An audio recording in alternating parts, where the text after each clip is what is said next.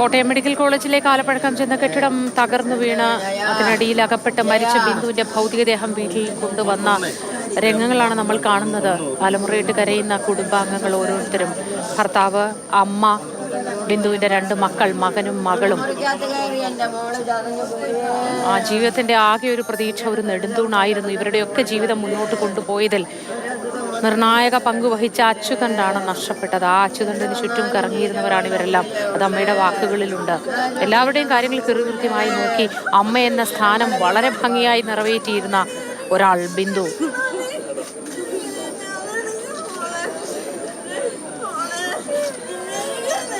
ശ്യാം പ്രസാദ് ഉത്തമൻ ചേർന്നു. ശ്യാം, തിരക്കേറുന്നുണ്ടോ? ആദരാഞ്ജലികൾ അർപ്പിക്കാൻ നിരവധി പേർ എത്തുന്നുണ്ടോ? എപ്പോഴാണ് സംസ്കാരം എന്നത് നേരത്തെ 11 മണിയെന്ന് പറഞ്ഞിരുന്നു. പക്ഷേ ഇത് നീണ്ടുപോകാനുള്ള സാധ്യതയുണ്ടെന്നാണ് മെമ്പറും നേരത്തെ സൂചിപ്പിച്ചത്. എന്താണ് ഏറ്റവും പുതിയ വിവരങ്ങൾ?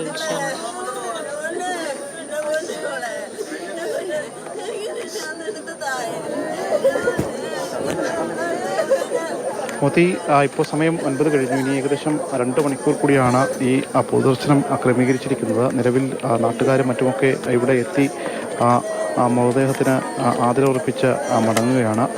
അതോടൊപ്പം തന്നെ ബിന്ദുവിനൊപ്പം ജോലി ചെയ്യുന്ന ഒരുപാട് സഹപ്രവർത്തകരുണ്ട്. അവരൊക്കെ ഇവിടെ ചേർന്ന് നിൽപ്പുണ്ട്. അവരുടെയൊക്കെ കണ്ണിൽ കണ്ണുനീർ മാത്രമാണ് നമുക്ക് കാണാൻ കഴിയുക. അത്രയേറെ കരുത്തുള്ള ഒരാളായിരുന്നു ബിന്ദു. വീടിൻ്റെ കൃത്യമായ രീതിയിലുള്ള എല്ലാ കണക്കും കാര്യങ്ങളുമൊക്കെ കൃത്യമായി സൂക്ഷിച്ച് വളരെ കൃത്യമായ രീതിയിൽ ജീവിതം മുന്നോട്ട് കൊണ്ടുപോകുന്ന ഒരു കുടുംബം. കാരണം അത്രയേറെ വലിയ സാമ്പത്തികമൊന്നുമില്ല, ഏറ്റവും താഴെത്തട്ടിലുള്ള ഒരു കുടുംബം. അവരെ സംബന്ധിച്ചിടത്തോളം അവരുടെ മകൾക്കൊരു അസുഖം വന്നപ്പോൾ സ്വാഭാവികമായിട്ടും അവരെ പോലെയുള്ള ആളുകൾക്ക്, സാധാരണക്കാരായ ആളുകൾക്ക് എത്തിപ്പെടാൻ പറ്റുന്ന ഏറ്റവും വലിയ ഇടമെന്ന് പറയുന്നത് ഇത്തരം മെഡിക്കൽ കോളേജുകളാണ്. ആ മെഡിക്കൽ കോളേജിലെ അനാസ്ഥയാണെന്ന് ബിന്ദുവിൻ്റെ ജീവിതം തന്നെ ഇല്ലാതാക്കിയിരിക്കുന്നത്. മകളുടെ ചികിത്സ ഏകദേശം തുടങ്ങി 3 ദിവസം മാത്രമേ പിന്നിട്ടുള്ളൂ. അഡ്മിറ്റായി 1.5 ആഴ്ചയോളം അവിടെ ചികിത്സയിൽ കഴിയേണ്ടതാണ്. അതിനുശേഷമാണ് ഓപ്പറേഷൻ പറഞ്ഞിരുന്നത്. അതിനുവേണ്ടിയിട്ടുള്ള പണമെല്ലാം വിവിധ ഇടങ്ങളിൽ നിന്നായി ശേഖരിച്ചും പലയിടങ്ങളിൽ നിന്നും വായ്പ വാങ്ങിയും ഒക്കെയാണ് ബിന്ദു ആശുപത്രിയിൽ എത്തിയത്. ബിന്ദുവും ഭർത്താവ് വിശ്രുതനും മകളുമാണ് ആശുപത്രിയിൽ നിന്നിരുന്നത്.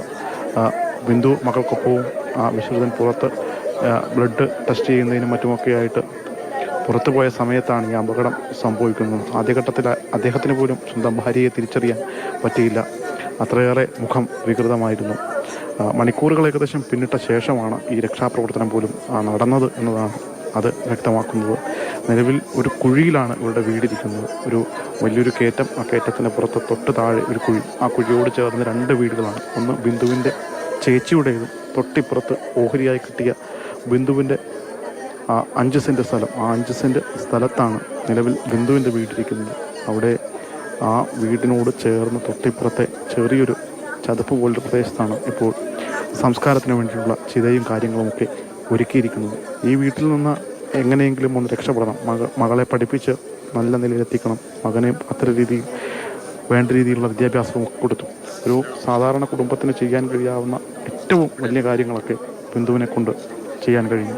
മക്കൾക്ക് 2 പേർക്കും മികച്ച രീതിയിലുള്ള വിദ്യാഭ്യാസം അവരുടെ ചെറിയ തുച്ഛമായ വരുമാനത്തിൽ നിന്ന് അവർക്ക് നേടിക്കൊടുക്കുവാൻ കഴിഞ്ഞു.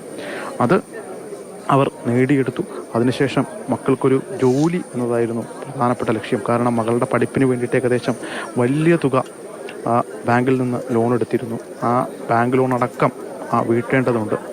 ആ മകളുടെ പഠിപ്പ് ഇനിയിപ്പോൾ മുടങ്ങുന്നൊരു സാഹചര്യമാണുള്ളത്. കാരണം എത്രയും പെട്ടെന്ന് ആ സർജറി പൂർത്തീകരിക്കണം. അതിനുശേഷം ഏകദേശം 1 വർഷത്തോളം വരുന്ന വിശ്രമം വേണ്ടി വരും. അങ്ങനെയാകുമ്പോൾ ആ പണം തിരികെ അടക്കലും വലിയ ബുദ്ധിമുട്ട് ഏറിയ ഒരു സംഭവമായിട്ട് മാറും. നിലവിലുണ്ടായിരുന്ന ആ ഒരു വരുമാനം ആ കുടുംബത്തിൻ്റെ ഇന്നലെയോടുകൂടി പൂർണ്ണമായിട്ടും നിലച്ചൊരവസ്ഥയാണ്. അച്ഛന് ഇപ്പോഴും ജോലിക്ക് പോകാൻ പറ്റാത്ത ഒരു സാഹചര്യമുണ്ട്.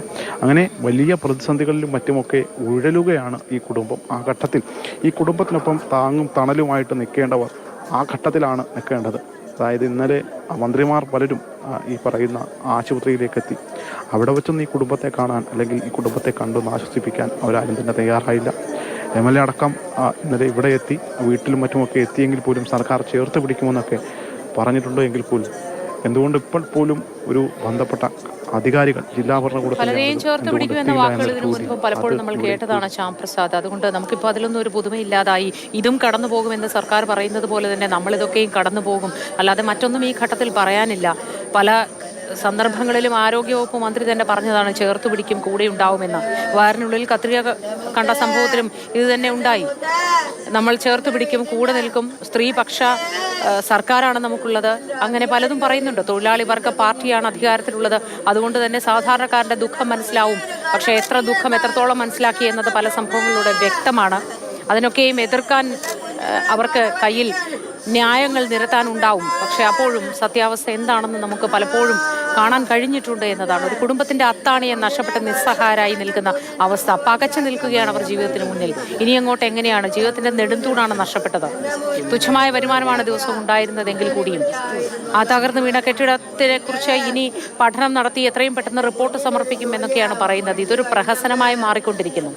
കാലപ്പഴക്കമുണ്ടെന്നറിയാം, അത് പൊളിച്ചു പണിയേണ്ടതാണ് എന്ന് ബന്ധപ്പെട്ട എഞ്ചിനീയർമാരൊക്കെ സർട്ടിഫിക്കറ്റ് നൽകിയിട്ടുണ്ട്. ഇതിനൊക്കെ ശേഷം വർഷങ്ങൾ, പതിറ്റാണ്ട് പിന്നിട്ടിട്ടും അതിലൊരു മാറ്റവുമില്ലാതെ തുടർന്നു എന്നതാണ്.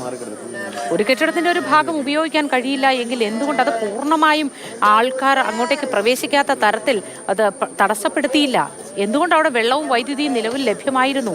പക്ഷെ ഇതൊന്നുമല്ല കാര്യം. വിശ്രുതൻ നേരത്തെ പറയുന്നുണ്ട്, 15-ലേറെ പേർ അവിടെ ഉണ്ടായിരുന്നു. ആ വാർഡിലുള്ളവരൊക്കെ അതേ ശുചിമുറിയാണ് ഉപയോഗിക്കുന്നത് എന്ന് പറയുന്നു. ഇന്നലെ ദൃശ്യങ്ങളിൽ നമ്മൾ കണ്ടതാണ്. കാലങ്ങളായി ഉപയോഗിക്കാതെ സാധനങ്ങൾ വലിച്ചു വാരി ഇട്ടിരിക്കുന്ന ഒരു സ്ഥലമാണ് എങ്കിൽ തകർന്ന സമയത്ത് അത്തരത്തിൽ ഉപേക്ഷിക്കപ്പെട്ട ഒടിഞ്ഞതോ നശിച്ചതോ ആയ സാധനങ്ങളൊന്നും ആയിരുന്നില്ല നമ്മൾ കണ്ടത്. ആ ശുചിമുറിയിൽ പോലും അപ്പോൾ ഉപയോഗിച്ച തരത്തിലൊരു ബക്കറ്റൊക്കെ ഇരിക്കുന്നത് പലപ്പോഴും നമ്മൾ കണ്ടതാണ്.